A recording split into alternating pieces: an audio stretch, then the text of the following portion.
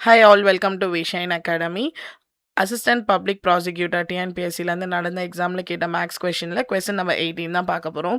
So இந்த question வந்து நம்ம ஆப்ஷன் வச்சு தான் சால்வ் பண்ண முடியும். ஸோ எல்சிஎம் வந்து ஏபிசிக்கு எடுக்கும்போது ஏன்றாங்க, அதே மாதிரி A3BC 2Cக்கு எடுக்கும்போது ஏன்றாங்க. இப்போ ஆப்ஷனில் பார்த்தீங்கன்னா 40 20 10ன்னு கொடுத்துருக்காங்க. அப்போ இது ஏ வேல்யூ, இது பி வேல்யூ, இது சி வேல்யூ.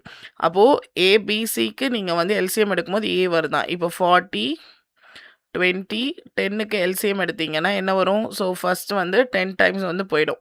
அப்போ இங்கே ரிமைனிங் 4, இங்கே 2, இங்கே 1. அப்போ அகெயின் இது 2ல் போச்சுன்னா 2 1 1ன்னு வரும். ஸோ 40 × 2 20, 20 × 2 14 வருது. அப்போது ஒரு எல்சிஎம் ஓகே.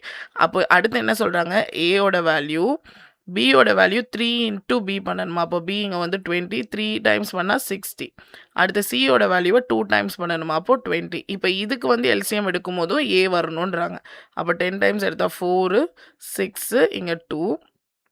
அடுத்து நான் வந்து 3 டேபிள் இல்லை 2 டேபிளில் போட்டால் 2 டைம்ஸு 6, 3 டைம்ஸு 1 டைம் வருது. அப்போ 10 20 20 × 2 வந்து 40, 40 × 3 வந்து உங்களுக்கு 120 வருது. அப்போது ஏயோட வேல்யூ வரல. அப்போ இந்த ஆப்ஷன் நெக்லெக்ட் பண்ணிடணும். இந்த மாதிரி நீங்கள் செக் பண்ணணும். ஸோ நான் ஆப்ஷன் டி வந்து எடுக்கிறேன். 60 20 அடுத்து வந்து 30. ஸோ ஃபர்ஸ்ட் இதுக்கு எல்சிஎம் எடுத்தால் ஏ வேல்யூ என்னது 60 வந்து வரணும். ஸோ 10 போயிடுச்சுன்னா 6 2 3. இப்போ 3 டேபிளில் போட்டிங்கன்னா 3 2s are 1s are 1s are.